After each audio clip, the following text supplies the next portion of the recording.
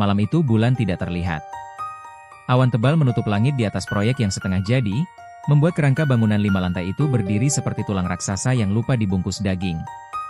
Tidak ada dinding lengkap. Tidak ada kaca. Hanya beton, besi tulangan yang mencuat seperti duri, dan bau lembab tanah bekas galian yang belum sempat kering sejak hujan sore tadi. Bowie masih di sana. Sendirian. Helm proyeknya tergantung di leher, tidak dipakai. Kemejanya basah oleh keringat meski udara malam itu dingin. Di tangannya ada gulungan gambar kerja yang sudah lecek di ujung-ujungnya, bekas dilipat dan dibuka berkali-kali sepanjang hari. Dia baru saja menyelesaikan pengecekan tulangan kolom di lantai 3, dan seharusnya dia sudah pulang 1 jam yang lalu. Tapi ada sesuatu yang mengganjal di kepalanya. Sesuatu yang tidak bisa dijelaskan dengan rumus. Genset kecil di sudut lokasi masih menyala, memberi daya untuk beberapa lampu kerja yang tergantung dari kabel oranye. Cahayanya kuning pucat, hanya cukup menerangi area sekitar 2 meter, meninggalkan sisa bangunan tenggelam dalam gelap yang pekat. Bowie duduk di atas tumpukan bata, membuka gambar kerja sekali lagi, mencoba mencari jawaban dari angka-angka yang sudah dihafalnya di luar kepala. Retakan yang muncul di kolom lantai 2. Alat yang tiba-tiba mati tanpa sebab. Pekerja yang mengundurkan diri satu persatu tanpa alasan jelas. Semua itu pasti ada penjelasannya, pikirnya. Selalu ada. Lalu dia mendengarnya. Duk. Bowie mengangkat kepala. Duk, duk, duk. Suara langkah kaki. Berat, teratur, seperti seseorang berjalan pelan di lantai atas, lantai 4, yang bahkan lantainya sendiri belum sepenuhnya dicor. Tidak mungkin ada orang di sana. Tidak ada tangga permanen ke atas, hanya peranca besi yang sudah dilepas pengunci keamanannya sejak sore. Siapa di atas? Teriak Bowie, suaranya memantul di antara kolom-kolom beton. Tidak ada jawaban. Langkah kaki itu berhenti. Bowie berdiri, jantungnya mulai berdegup lebih cepat dari yang ingin diakui. Dia menyalakan senter di ponselnya dan mengarahkannya ke atas, ke celah antara plat lantai yang belum tertutup penuh. Hanya gelap. Hanya bayangan tulangan besi yang menjulur seperti jari-jari kurus. Kemudian, dari arah yang lebih gelap, dari sudut bangunan yang bahkan lampu kerja tidak menjangkaunya, terdengar suara. Suara perempuan. Pelan. Lembut. Nyaris seperti bisikan yang dibawa angin. Bowie. Tubuh Bowie membeku di tempatnya berdiri. Bukan karena suara itu asing. Tapi karena suara itu familiar. Terlalu familiar. Nada yang sama, kelembutan yang sama, cara memanggil namanya yang sama persis dengan seseorang yang sudah 8 tahun tidak mungkin lagi memanggilnya. Ibunya. Ibu? Suara Bowie keluar sebelum dia sempat menahannya, kecil dan bergetar, jauh berbeda dari suara tegas yang biasa dia pakai memberi instruksi ke puluhan pekerja setiap hari. Tidak ada jawaban lagi. Bowie mulai berjalan ke arah suara itu, melewati tumpukan besi dan ember cor yang tergeletak, kakinya melangkah lebih cepat dari yang dia sadari. Dia sampai di sudut bangunan. Kosong. Hanya dinding beton kasar dan bau tanah basah yang makin menyengat. Tapi di lantai, tepat di depan kakinya, ada sesuatu yang membuat bulu kuduknya berdiri. Jejak kaki. Basah. Kecil, seperti jejak kaki perempuan, membentuk jalur dari sudut gelap menuju ke arah dia berdiri sekarang, lalu berhenti begitu saja, seolah pemiliknya menghilang di tengah langkah. Padahal malam itu tidak hujan. Sudah 3 hari tidak hujan. Tanah di sekitar proyek bahkan mulai retak karena kering. Bowie melangkah mundur, perlahan, matanya tidak lepas dari jejak kaki itu. Lalu, tanpa peringatan, seluruh lampu kerja proyek padam bersamaan. Gelap total. Dan di kegelapan itu, untuk sepersekian detik yang terasa seperti selamanya, Bowie yakin dia mendengar seseorang menghela napas tepat di belakang telinganya. 8 tahun sebelumnya. Rumah kecil di ujung desa.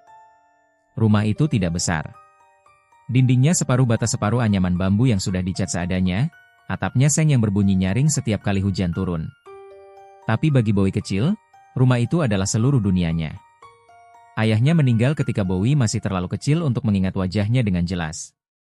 Yang tersisa hanya satu foto hitam putih yang disimpan ibunya di dalam laci, dan cerita-cerita yang diceritakan berulang setiap kali Bowie bertanya. "Ayahmu orang yang keras kepala," kata ibunya suatu malam, sambil menjahit baju seragam sekolah Bowie yang sobek di bagian siku. Tapi dia selalu bilang, "Kalau kamu jatuh, Jangan cari siapa yang mendorongmu. Cari cara bangun. Ibu Bowie bekerja sebagai buruh cuci dan kadang membantu di warung tetangga. Tangannya kasar karena air sabun dan matahari, tapi senyumnya tidak pernah hilang, bahkan di hari-hari ketika mereka hanya makan nasi dengan kecap. Bowie tumbuh menjadi anak yang terbiasa melakukan segalanya sendiri. Mengangkat air dari sumur ketika badannya masih belum cukup tinggi untuk menjangkau timba dengan mudah. Memperbaiki sandal jepitnya sendiri dengan korek api yang dilelehkan. Menghafal jalan pulang dari sekolah yang jauh, karena tidak ada yang bisa menjemputnya. Suatu sore, ketika Bowie pulang dengan lutut berdarah karena jatuh dari pohon jambu, ibunya tidak langsung memarahi atau memeluknya dengan berlebihan. Dia hanya membersihkan luka itu pelan-pelan, lalu berkata dengan suara tenang yang selalu Bowie ingat sepanjang hidupnya. Kalau hidupmu susah, jangan jadikan orang lain alasan untuk menyerah. Bowie kecil tidak sepenuhnya paham maksud kalimat itu waktu itu. Tapi entah kenapa, kalimat itu menempel di kepalanya, seperti paku yang tertancap di kayu dan tidak pernah benar-benar bisa dicabut lagi. Kematian ibunya. Bowie masuk SMA di tahun yang sama ketika ibunya mulai sering mengeluh sakit di bagian perut. Awalnya dianggap masuk angin biasa. Ibunya tidak pernah suka pergi ke dokter. Katanya, biaya obat bisa dipakai untuk keperluan Bowie sekolah. Ketika akhirnya diperiksa, semuanya sudah terlambat. 6 bulan setelah diagnosis itu, ibunya meninggal di rumah, di kamar yang sama tempat Bowie kecil dulu tidur di sampingnya setiap malam karena takut gelap. Bagian ini tidak perlu diceritakan dengan dramatis, karena kenyataannya memang tidak dramatis. Kematian orang miskin jarang punya adegan yang megah. Yang ada hanyalah keheningan yang menyakitkan. Bowie pulang sekolah hari itu, hari pemakaman sudah lewat seminggu, dan untuk pertama kalinya benar-benar menyadari bahwa rumah itu telah berubah. Bukan secara fisik. Perabotannya masih sama. Tapi suaranya berbeda. Tidak ada suara ibunya memanggil dari dapur, bertanya apakah dia sudah makan. Tidak ada bau masakan yang menyambutnya di depan pintu. Tidak ada siapapun yang menunggu di ruang tengah, menanyakan bagaimana harinya di sekolah. Bowie duduk sendirian di ruang tengah yang temaram itu, memandangi kursi kosong tempat ibunya biasa menjahit di sore hari, dan untuk pertama kalinya dalam hidupnya, dia benar-benar merasakan artinya sendirian. Bukan sendirian karena tidak ada teman. Tapi sendirian karena tidak ada lagi seseorang di dunia ini yang wajib mencintainya tanpa syarat. Beberapa hari kemudian, Bowie memberanikan diri membuka lemari kayu tua milik ibunya, lemari yang selama ini tidak pernah boleh dia sentuh. Di dalamnya, di antara pakaian lama dan beberapa surat, dia menemukan sebuah kotak kecil dari kayu, diikat dengan kain putih yang sudah menguning oleh waktu. Di dalam kotak itu ada sebuah benda, sebuah keris kecil, tidak lebih panjang dari telapak tangan orang dewasa, dengan gagang berukir yang sudah kusam dimakan usia. Benda itu tidak terlihat berharga secara materi. Tapi ada sesuatu pada benda itu yang membuat Bowie enggan menyentuhnya terlalu lama.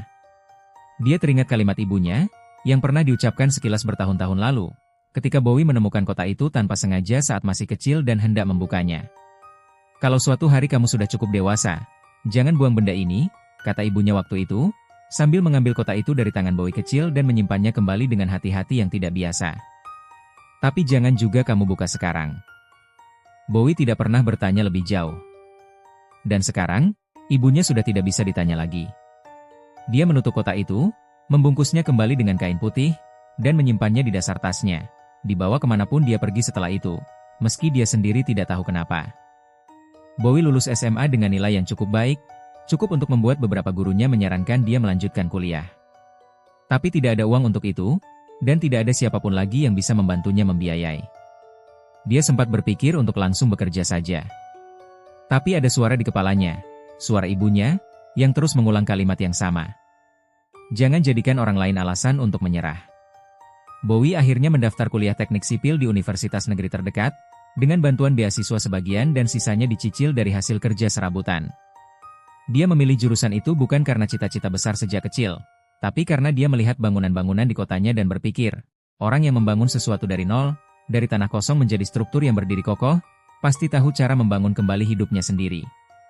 Kuliah sambil bekerja bukan hal yang mudah. Bowie mulai dari pekerjaan paling kasar, mengangkat semen di proyek kecil dekat kampus, menjadi kuli panggul di gudang material, kadang tidur hanya 4 jam sehari karena harus mengejar tugas kuliah sekaligus jam kerja. Perlahan, dengan ketekunan yang tidak pernah dia pamerkan ke siapapun, Bowie mulai mendapatkan pekerjaan yang lebih berhubungan dengan bidang studinya, membantu mengukur di lapangan, membaca gambar kerja, ikut mengawasi pengecoran. Dia bukan mahasiswa jenius yang selalu mendapat nilai sempurna. Dia bukan anak orang kaya yang punya banyak pilihan. Dia hanya seorang anak yatim piatu yang belajar satu hal dengan sangat baik sepanjang hidupnya. Bagaimana caranya tidak menyerah, bahkan ketika tidak ada seorang pun yang menyaksikan usahanya. Setelah lulus, Bowie diterima bekerja di sebuah perusahaan kontraktor menengah yang menangani berbagai proyek, dari ruko sederhana sampai gedung bertingkat. Dia mulai dari posisi paling bawah struktur teknik, staf lapangan. Dunia proyek adalah dunia yang keras. Bowie belajar membaca gambar kerja sampai detail terkecil, di mana letak sengkang harus dipasang lebih rapat, bagaimana cara membaca elevasi, bagaimana menghitung kebutuhan beton agar tidak kurang atau berlebih. Dia belajar tentang tulangan, tentang pondasi yang harus menyesuaikan jenis tanah, tentang struktur yang harus tahan terhadap beban yang bahkan tidak pernah dilihat manusia biasa. Dia belajar mengawasi puluhan pekerja yang usianya jauh lebih tua darinya, belajar berbicara dengan tegas tanpa terdengar sombong, belajar mengejar target proyek yang seringkali dipatok oleh orang-orang yang tidak pernah menginjakan kaki di lapangan. Yang membuat Bowie berbeda dari insinyur muda lainnya adalah caranya berpikir. Dia tidak pernah puas dengan jawaban, memang begitu. Setiap kali ada masalah di lapangan, retak yang tidak wajar, penurunan tanah yang tidak terduga, alat yang tiba-tiba rusak, Bowie akan mencari akar masalahnya sampai tuntas. Semua masalah pasti punya sebab, katanya suatu kali kepada rekan kerjanya, ketika mereka berdebat soal retakan aneh di dinding penahan tanah sebuah proyek. Kalau kita nggak nemu sebabnya, berarti kita belum cukup teliti mencari. Kalimat itu menjadi semacam prinsip hidupnya di dunia kerja, sebuah keyakinan bahwa dunia ini logis, bahwa setiap kejadian punya penjelasan yang bisa ditemukan asalkan seseorang mau mencarinya dengan sungguh-sungguh. Keyakinan itu akan diuji habis-habisan tidak lama kemudian. Setelah beberapa tahun bekerja dan membangun reputasi sebagai insinyur muda yang teliti dan tidak mudah menyerah, Bowie dipanggil ke ruangan direktur proyek, Pak Hardiman, pemilik sekaligus pimpinan perusahaan tempatnya bekerja. Ruangan itu dingin karena AC yang disetel terlalu rendah, dan Pak Hardiman duduk di balik meja kayu besar dengan wajah yang terlihat lebih lelah dari biasanya. Bowie, katanya, tanpa basa-basi seperti biasa. Saya ada proyek yang bermasalah. Bermasalah gimana, Pak? Lokasinya di luar kota, cukup jauh. Proyek pembangunan gedung komersial, sudah jalan hampir setahun tapi progresnya jauh dari target. Sudah 3 kali ganti pelaksana lapangan. Bowie mengernyit. Kenapa bisa sampai segitu? Pak Hardiman diam sejenak, seolah mencari cara untuk menjelaskan sesuatu yang sulit dijelaskan. Beberapa pekerja mengundurkan diri tanpa alasan jelas. Ada yang bilang alat-alat sering rusak sendiri. Progres yang seharusnya bisa dikejar malah terus mundur. Dia menghela napas. Terus terang, Bowie, saya sendiri bingung masalah sebenarnya apa. Laporan dari lapangan gak konsisten. Masalah teknisnya apa, Pak? Struktur? Tanah? Material? Pak Hardiman menatap Bowie lama sebelum menjawab. Itulah masalahnya. Tidak ada yang bisa menjelaskan. Kalimat itu, alih-alih membuat Bowie ragu, justru membangkitkan rasa penasarannya. Sepanjang karirnya, dia terbiasa menghadapi masalah yang bisa dipecahkan dengan logika dan perhitungan. Kalimat, tidak ada yang bisa menjelaskan, terdengar seperti tantangan. Saya mau bereskan, Pak, kata Bowie akhirnya. Kasih saya waktu untuk lihat langsung ke lapangan. Pak Hardiman mengangguk pelan, meski ada sesuatu di matanya yang terlihat seperti keraguan, atau mungkin, kekhawatiran yang tidak diucapkan. Kamu saya minta bereskan proyek itu, katanya akhirnya. Sebelum berangkat, Bowie mengumpulkan semua informasi yang bisa dia dapatkan tentang proyek itu. Laporan progres, catatan insiden, bahkan mengobrol dengan beberapa mantan pekerja yang sudah keluar. Yang dia dapatkan bukanlah data teknis biasa. Pekerjaan berhenti berulang kali tanpa alasan administratif yang jelas. Beberapa pekerja mengaku mengalami ketakutan yang tidak bisa mereka jelaskan setiap kali bekerja lembur. Alat berat maupun alat kecil sering tiba-tiba tidak berfungsi, meski sudah diperiksa dan dinyatakan baik-baik saja. Ada pekerja yang bersikeras pernah melihat sosok tertentu di lantai-lantai atas bangunan yang bahkan belum selesai dibangun. Beberapa pekerja jatuh sakit tanpa sebab medis yang jelas, dan pulih dengan sendirinya begitu berhenti bekerja di proyek tersebut. Dan yang paling aneh, masyarakat di sekitar lokasi proyek diam-diam menghindari area itu setelah waktu maghrib, meski tidak ada yang mau menjelaskan alasannya secara terbuka. Bowie mendengarkan semua cerita itu dengan ekspresi datar, mencatat setiap detail seperti seorang detektif yang mengumpulkan bukti, bukan seperti orang yang mulai percaya. Dalam pikirannya, penjelasan selalu ada di ranah yang bisa dia pahami. Mungkin ada masalah struktural yang menyebabkan suara-suara aneh. Mungkin ada masalah manajemen yang membuat suasana kerja tidak sehat sehingga muncul rumor. Mungkin ada gas metana dari tanah bekas rawa yang menyebabkan halusinasi dan sakit. Pasti ada masalah teknis atau manajemen, gumamnya sendiri malam sebelum berangkat, sambil mengemasi barang-barangnya ke dalam tas. Tanpa sadar, tangannya menyentuh dasar tas itu, tempat di mana kotak kayu kecil berisi keris warisan ibunya masih tersimpan.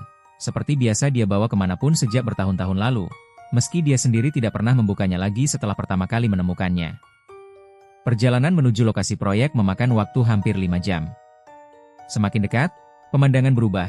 Dari jalan raya yang ramai menjadi jalan kecil yang diapit sawah dan pepohonan rimbun. Lalu akhirnya sampai di sebuah kawasan yang sedang berkembang, di pinggir sebuah kota kecamatan. Bangunan proyek itu berdiri seperti kerangka raksasa yang setengah membusuk. 5 lantai, sebagian besar sudah dicor, tapi terlihat jelas bahwa progresnya jauh tertinggal dari yang seharusnya untuk usia proyek yang sudah berjalan hampir setahun. Beberapa alat berat terparkir tanpa digunakan. Pagar proyek yang seharusnya rapi terlihat dibiarkan dalam kondisi seadanya. Bowie turun dari mobil dan langsung memulai inspeksi, seperti kebiasaannya di setiap proyek baru. Sebagai seorang engineer, dia memeriksa segalanya secara sistematis, kondisi struktur kolom dan balok, kualitas hasil pengecoran, jenis dan kepadatan tanah di sekitar lokasi, sistem drainase yang mengalirkan air hujan, standar keselamatan kerja yang diterapkan, hingga alur manajemen proyek yang mungkin menjadi penyebab keterlambatan. Yang membuatnya semakin penasaran adalah kenyataan bahwa dia tidak menemukan satupun masalah besar yang cukup untuk menjelaskan seluruh kekacauan yang terjadi. Struktur bangunan cukup baik. Tanahnya stabil. Tidak ada kesalahan fatal dalam metode kerja yang bisa dia temukan. Seorang mandor tua bernama Pak Slamet mendekatinya sore itu, ketika Bowie sedang mencatat hasil pengukuran di lantai 2. "Mas Bowie," katanya, suaranya pelan seperti orang yang tidak ingin didengar orang lain. "Kalau bisa, jangan kerja sampai malam." Bowie menoleh, tersenyum kecil. "Kenapa, Pak?" Pak Slamet tidak langsung menjawab. Matanya melirik ke arah lantai-lantai atas, seolah memastikan tidak ada yang mendengarkan dari sana. "Kalau nanti dengar ada yang manggil," katanya akhirnya, "jangan dijawab." Bowie tertawa kecil, lebih karena refleks daripada karena benar-benar merasa lucu. "Tahayul, Pak," katanya sambil melanjutkan pekerjaannya. Pak Slamet tidak membalas. Dia hanya menatap Bowie sejenak dengan ekspresi yang sulit diartikan, bukan marah, bukan juga takut. Lebih seperti kekhawatiran seorang orang tua kepada anak muda yang belum tahu apa yang sedang dia hadapi. Hari itu, karena banyaknya data yang harus diperiksa sekaligus jadwal yang mepet, Bowie terpaksa bekerja hingga larut. Sebagian besar pekerja sudah pulang sejak maghrib. Hanya tersisa satu penjaga malam yang tidur di pos jaga dekat gerbang, jauh dari bangunan utama.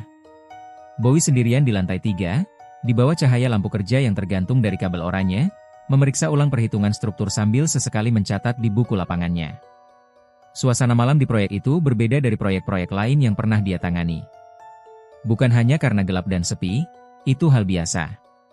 Tapi ada sesuatu dalam keheningan itu yang terasa terlalu penuh.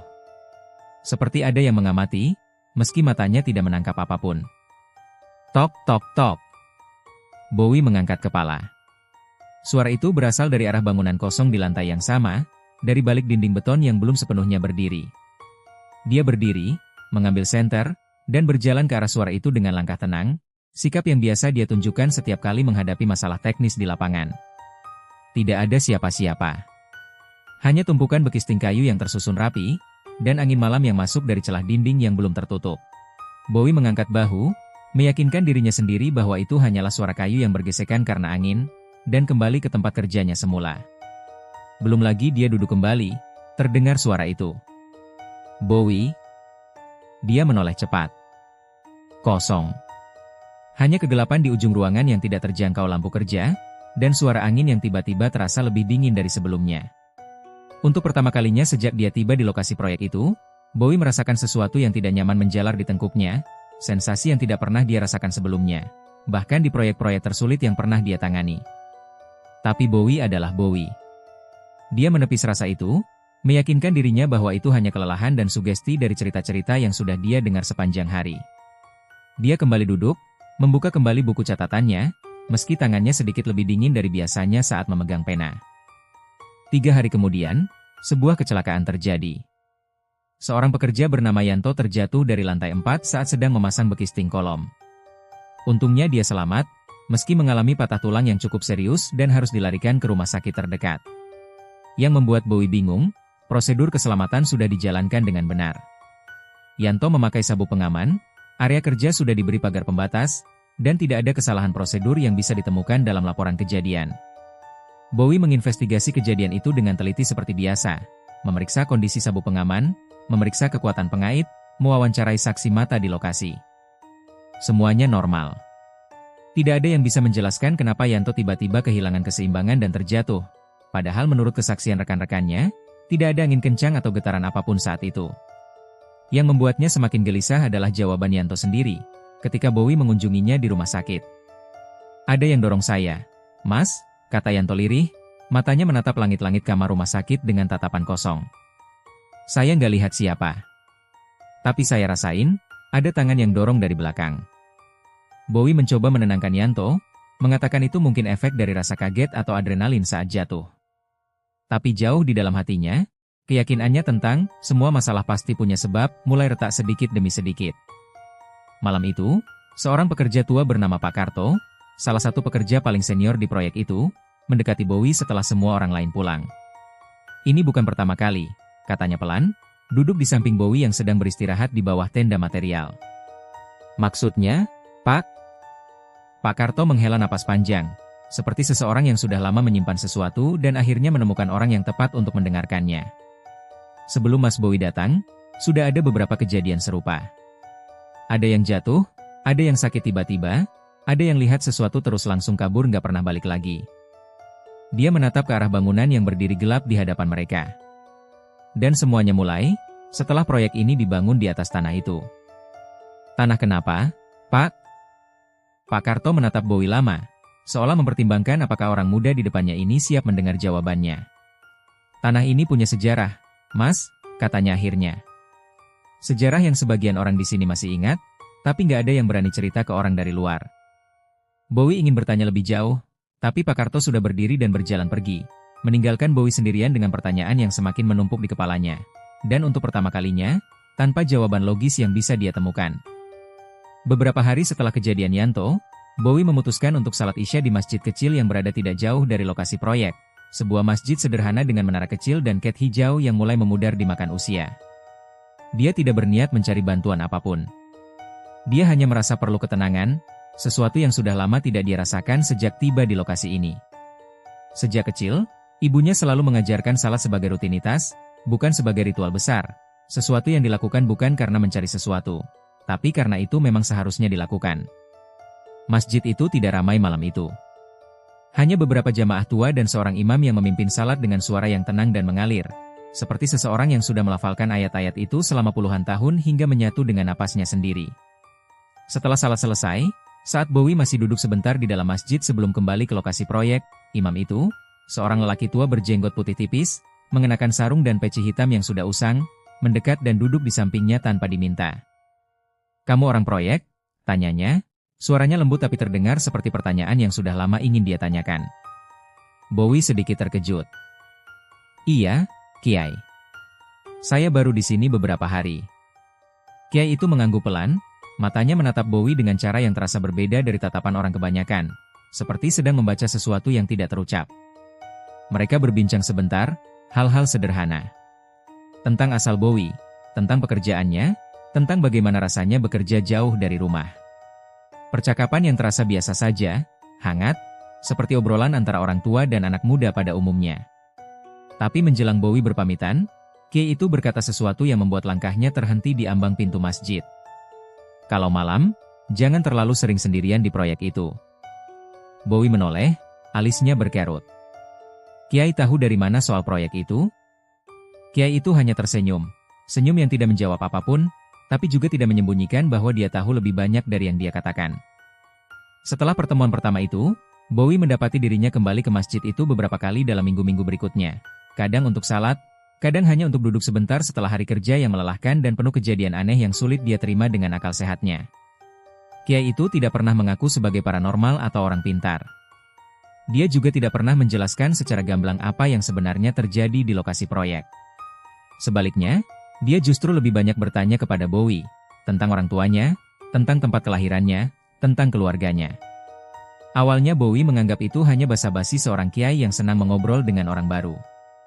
Tapi lama-kelamaan, pertanyaan-pertanyaan itu terasa terlalu spesifik, terlalu terarah, seperti seseorang yang sedang mencocokkan potongan-potongan puzzle di kepalanya. Sampai suatu malam, setelah Bowie menceritakan sedikit tentang ibunya yang sudah meninggal, kiai itu bertanya dengan nada yang berbeda dari biasanya, lebih pelan, lebih hati-hati. "Ibumu pernah meninggalkan sesuatu?" Bowie terdiam. Dia tidak pernah menceritakan tentang kotak kayu itu kepada siapapun. Bahkan kepada rekan-rekan kerjanya yang paling dekat sekalipun. Benda itu adalah rahasia yang dia simpan sendiri sejak SMA, sesuatu yang bahkan dia sendiri tidak sepenuhnya pahami. Kenapa Kiai tanya begitu? Suara Bowie keluar lebih hati-hati dari biasanya. Kiai itu tidak langsung menjawab. Dia hanya menatap Bowie dengan tatapan yang campur aduk antara iba dan sesuatu yang lain. Mungkin kelegaan, seolah dia baru saja mendapat kepastian atas sesuatu yang selama ini hanya dia duga. Pertemuan-pertemuan berikutnya, Kiai itu mulai menunjukkan sikap yang berbeda kepada Bowie. Lebih hati-hati, lebih penuh pertimbangan setiap kali memilih kata-katanya. Seperti seseorang yang sedang menimbang kapan waktu yang tepat untuk membuka sesuatu yang besar. Dia tidak langsung membuka semua rahasia. Tapi pada satu malam, ketika mereka duduk berdua di teras masjid yang sepi, dengan suara jangkrik dari sawah sebagai satu-satunya latar suara, Kiai itu akhirnya berkata sesuatu yang mengguncang cara pandang Bowie terhadap dirinya sendiri. "Bowie," katanya pelan, "mungkin selama ini kamu mengira kamu sendirian." Bowie menatapnya, tidak sepenuhnya mengerti arah pembicaraan itu. "Tapi ada sesuatu yang diwariskan keluargamu," lanjut Kiai itu. "Sesuatu yang mengalir di darahmu, jauh sebelum kamu lahir." "Maksud Kiai apa?" Bowie bertanya, suaranya campuran antara bingung dan sedikit tidak sabar. Sisi rasionalnya masih berusaha menolak arah pembicaraan yang mulai terasa seperti sesuatu yang tidak bisa dia percaya. Kiai itu hanya menggeleng pelan, seperti belum saatnya untuk menjelaskan lebih jauh. "Belum saatnya kamu tahu semuanya," katanya. "Tapi kamu akan tahu. Cepat atau lambat, kejadian di proyek itu yang akan memaksamu untuk tahu."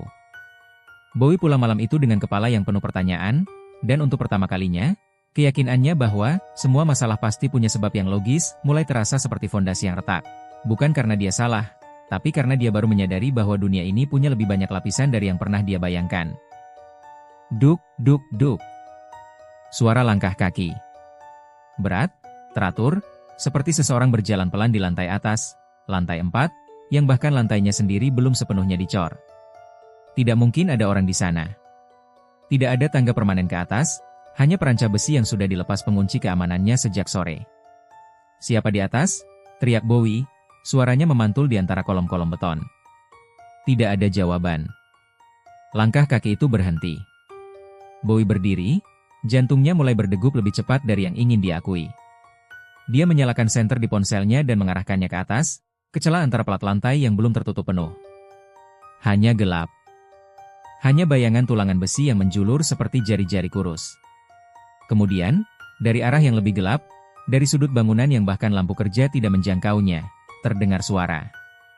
Suara perempuan. Pelan. Lembut. Nyaris seperti bisikan yang dibawa angin. "Bowie." Tubuh Bowie membeku di tempatnya berdiri. Bukan karena suara itu asing. Tapi karena suara itu familiar. Terlalu familiar. Nada yang sama, kelembutan yang sama, cara memanggil namanya yang sama persis dengan seseorang yang sudah 8 tahun tidak mungkin lagi memanggilnya. Ibunya. "Ibu?" Suara Bowie keluar sebelum dia sempat menahannya, kecil dan bergetar, jauh berbeda dari suara tegas yang biasa dia pakai memberi instruksi ke puluhan pekerja setiap hari. Tidak ada jawaban lagi. Bowie mulai berjalan ke arah suara itu, melewati tumpukan besi dan ember cor yang tergeletak, kakinya melangkah lebih cepat dari yang dia sadari.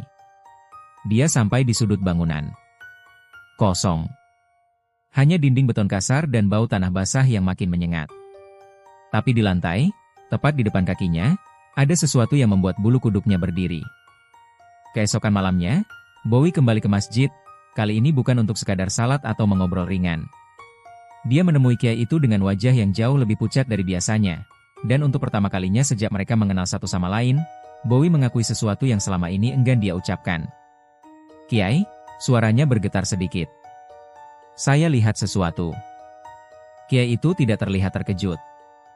Dia hanya mengangguk pelan, seolah sudah menduga hari ini akan datang. "Bukan sesuatu yang harus kamu takuti," katanya tenang. "Lalu apa?" Bowie bertanya, suaranya lebih mendesak dari yang dia inginkan. Kiai itu menatap Bowie lama, seperti sedang memilih kata-kata yang paling tepat. "Sesuatu yang harus kamu pahami." Malam itu, untuk pertama kalinya, Kiai mulai membimbing Bowie, bukan dengan mantra atau ritual yang dramatis seperti yang sering digambarkan orang, tapi dengan percakapan panjang, penuh kesabaran, tentang bagaimana melihat dunia yang selama ini tersembunyi di balik dunia yang biasa dilihat manusia. Dalam pertemuan-pertemuan berikutnya, Kiai mengajarkan Bowie satu prinsip dasar yang paling penting, bahwa keberanian sejati bukan berarti tidak merasa takut, melainkan tetap mampu berpikir jernih di tengah rasa takut itu sendiri. "Orang yang bilang dia nggak takut, itu bukan berani, Bowie," kata Kiai suatu malam. "Itu cuma belum ketemu hal yang pantas ditakuti. Keberanian itu waktu kamu tetap bisa mikir jernih, meski badanmu udah gemetar." Bowie mulai belajar mengendalikan dirinya sendiri, bukan belajar menjadi sakti atau menguasai kekuatan gaib untuk menyerang, tapi belajar mengenali tanda-tanda gangguan, membaca situasi, dan yang paling penting, tidak membiarkan rasa panik mengambil alih keputusannya. Disinilah, secara perlahan, Kiai mulai membuka sedikit demi sedikit tentang asal-usul kemampuan yang mengalir dalam diri Bowie, sebuah warisan leluhur yang, menurut cerita turun-temurun yang dipercaya keluarganya, memiliki hubungan jauh dengan garis keturunan yang dikaitkan dengan sosok besar dalam sejarah penyebaran Islam di Tanah Jawa, Sunan Kalijaga. Sebuah kisah yang diwariskan dari mulut ke mulut, dijaga diam-diam oleh keluarga Bowie selama beberapa generasi, dan baru sekarang mulai terungkap kepadanya. Namun Kiai juga menegaskan bahwa Bowie sendiri masih jauh dari memahami seluruh sejarah keluarganya. Yang dia terima malam itu hanyalah potongan kecil dari sebuah gambaran besar yang jauh lebih rumit.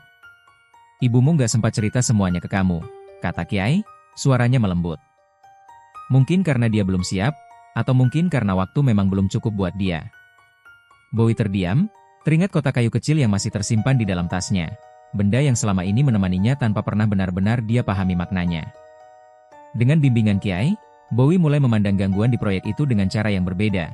Bukan lagi sekadar mencari penjelasan teknis, tapi mencoba memahami pola di balik seluruh kejadian yang terjadi. Bersama Kiai, mereka menyusun kembali seluruh kejadian yang pernah terjadi di lokasi itu. Dari sosok yang terlihat pekerja, suara-suara aneh, hingga kecelakaan yang menimpa Yanto. Dan dari situ, mereka menemukan sesuatu yang cukup mengejutkan. Gangguan itu bukan sekadar penunggu tempat yang terganggu karena lahannya dibangun. Polanya terlalu terarah. Terlalu spesifik menyasar pekerjaan tertentu, waktu tertentu, bahkan orang tertentu. "Ini bukan cuma penunggu, Bowie," kata Kiai suatu malam sambil menatap gambar denah proyek yang dibawa Bowie. "Ada yang sengaja mengarahkan." Penyelidikan mereka berlanjut, dan perlahan Bowie menemukan sesuatu yang mengubah seluruh pemahamannya tentang kejadian di proyek itu. Ada seseorang, bukan makhluk gaib, tapi manusia, yang sengaja memanfaatkan perkara gaib untuk mengacaukan jalannya proyek. Tidak perlu digambarkan sebagai organisasi besar dengan konspirasi rumit. Cukup satu orang, dengan dendam pribadi atau kepentingan bisnis tertentu, yang merasa dirugikan oleh berdirinya proyek itu. Mungkin sengketa lahan lama, mungkin persaingan bisnis, mungkin dendam yang sudah terpendam bertahun-tahun. Orang itu meminta bantuan seseorang yang memiliki ilmu gaib untuk mengganggu jalannya pembangunan, memanfaatkan sejarah tanah tersebut dan penunggu yang sudah lama ada di sana, mengarahkan gangguan itu secara sengaja kepada siapapun yang bertanggung jawab menyelesaikan proyek, termasuk, pada akhirnya, kepada Bowie sendiri. Begitu diketahui bahwa dialah yang dikirim untuk membereskan semuanya. Bowie akhirnya menyadari bahwa dia bukan lagi sekadar saksi dari kejadian aneh di lokasi kerja. Dia sudah menjadi sasaran langsung. Puncaknya terjadi pada suatu malam ketika Bowie kembali sendirian ke lokasi proyek untuk memeriksa sesuatu yang menurut instingnya perlu segera diselesaikan. Gangguan malam itu jauh lebih intens dari sebelumnya. Suara-suara datang bersahutan dari segala arah. Bayangan-bayangan bergerak lebih cepat dari yang bisa diikuti mata. Udara di sekitar Bowie terasa berat, seperti tekanan yang menekan dari segala sisi. Ini adalah pengalaman pertama Bowie menghadapi gangguan itu secara langsung, tanpa lagi bisa mundur atau berpura-pura tidak melihat. Dia ketakutan. Sungguh-sungguh ketakutan, dengan cara yang tidak pernah dia rasakan sebelumnya. Bahkan lututnya sempat lemas, hampir membuatnya jatuh terduduk di antara tumpukan material proyek. Untuk sesaat, dia merasa hampir kalah. Tapi di tengah kepanikan itu, dia teringat setiap pelajaran yang diberikan Kiai selama berminggu-minggu terakhir. Tentang bagaimana tetap berpikir jernih di tengah rasa takut. Tentang bagaimana mengenali gangguan tanpa membiarkan panik mengambil alih. Tentang keberanian yang bukan berarti tidak takut, melainkan tetap mampu bertahan meski takut. Bowie menarik napas dalam-dalam, mencoba menstabilkan dirinya, dan mulai mempraktikkan apa yang telah dia pelajari, bukan dengan kekuatan yang tiba-tiba menjadi luar biasa seperti dalam cerita-cerita dongeng, tapi dengan disiplin, ketenangan, dan sedikit demi sedikit keyakinan yang mulai tumbuh dalam dirinya bahwa dia tidak benar-benar sendirian menghadapi semua ini. Perlahan, gangguan itu mereda. Bukan hilang sepenuhnya, tapi cukup untuk membuat Bowie berhasil melindungi dirinya sendiri dan memutus arah gangguan yang sengaja diarahkan kepadanya malam itu. Dia berhasil bertahan. Bukan sebagai pahlawan yang tiba-tiba sakti, tapi sebagai seseorang yang, untuk pertama kalinya, berhasil melewati ketakutannya sendiri dengan kepala tetap dingin. Beberapa minggu setelah malam itu, proyek akhirnya bisa dilanjutkan. Pekerja-pekerja yang sempat mengundurkan diri perlahan kembali bekerja, meski masih menyisakan rasa was-was di antara mereka. Progres pembangunan mulai mengejar target yang selama ini tertinggal jauh. Laporan-laporan ke kantor pusat mulai kembali normal, tanpa lagi mencantumkan insiden aneh yang tidak bisa dijelaskan. Masalah seolah-olah selesai. Bowie kembali menjalankan tugasnya sebagai insinyur, membaca gambar, mengawasi pengecoran, mengejar target, seperti hari-hari biasa sebelum semua ini dimulai. Tapi ada satu hal yang berubah dalam dirinya, sesuatu yang tidak akan pernah bisa kembali seperti semula. Bowie sekarang bisa merasakan sesuatu yang sebelumnya tidak pernah dia rasakan, sebuah kepekaan baru yang muncul entah sejak kapan. Mungkin sejak malam dia melihat sosok di lantai 3, mungkin sejak dia mulai belajar dari Kiai, atau mungkin sejak awal sudah ada dalam dirinya, hanya menunggu waktu yang tepat untuk terbangun. Dia mulai menyadari bahwa dunia yang selama ini dia pikir hanya terdiri dari angka, beton, besi, tanah, dan struktur, dunia yang bisa dijelaskan seluruhnya dengan rumus dan perhitungan, ternyata memiliki sisi lain yang selama ini tidak pernah dia pahami. Sisi yang berjalan berdampingan dengan dunia yang selama ini dia kenal, kadang tersembunyi, kadang muncul ke permukaan ketika keseimbangan di antara keduanya terganggu. Sebelum meninggalkan daerah itu untuk kembali ke kota, Bowie menyempatkan diri menemui Kiai untuk terakhir kalinya. Mereka duduk berdua di teras masjid yang sama, tempat pertama kali mereka bertemu, dengan suara jangkrik dari sawah yang sama sebagai latar percakapan mereka. "Kamu akan berpindah-pindah tempat karena pekerjaanmu," kata Kiai, matanya menatap jauh ke arah sawah yang gelap. Bowie tersenyum, mencoba mengembalikan suasana ke percakapan yang lebih ringan. "Memang begitu kerja saya, Kiai. Proyek satu ke proyek lain." Tapi Kiai menggeleng pelan. "Bukan itu yang saya maksud." Bowie terdiam, merasakan sesuatu yang lebih berat menggantung di udara. "Kemanapun kakimu pergi," lanjut Kiai, suaranya pelan tapi tegas, "suatu hari akan ada orang yang meminta pertolonganmu." "Pertolongan apa, Kiai?" Bowie bertanya, meski jauh di dalam hatinya, dia sudah mulai menduga jawabannya. Kiai menatapnya lama, dengan tatapan yang campuran antara iba dan bangga, seperti seorang guru yang melepas muridnya untuk pertama kalinya menghadapi dunia sendirian. Pertolongan dari perkara yang tidak semua orang bisa melihat. Bowie tidak menjawab lagi. Dia hanya mengangguk pelan, menyalami tangan Kiai yang keriput itu dengan penuh rasa hormat, lalu berjalan meninggalkan masjid menuju mobil yang sudah menunggunya di jalan. Dia belum sepenuhnya memahami apa yang baru saja dikatakan Kiai kepadanya. Dia belum tahu bahwa warisan dari ibunya, kotak kayu kecil yang masih tersimpan di dasar tasnya, baru saja mulai menunjukkan sedikit dari makna sesungguhnya. Dia belum tahu bahwa proyek pertama yang dia bereskan itu hanyalah pintu pembuka dari perjalanan panjang yang akan membawanya ke tempat-tempat lain, dengan cerita-cerita lain, dan makhluk-makhluk lain yang menunggu di balik dunia yang selama ini dia kira hanya terdiri dari angka dan beton. Mobil itu melaju meninggalkan desa kecil itu, membawa Bowie kembali ke kota, ke proyek-proyek berikutnya yang sudah menunggu di daftar pekerjaannya. Dia tidak tahu bahwa di salah satu proyek berikutnya, di sebuah kota yang bahkan belum pernah dia dengar namanya, sesuatu yang lain sudah mulai menunggu kedatangannya. Dan kali ini, dia tidak akan datang sebagai seseorang yang tidak percaya hantu. Dia akan datang sebagai seseorang yang sudah tahu, bahwa tidak semua yang tidak terlihat berarti tidak ada. Selesai. Tunggu kisah Bowie selanjutnya.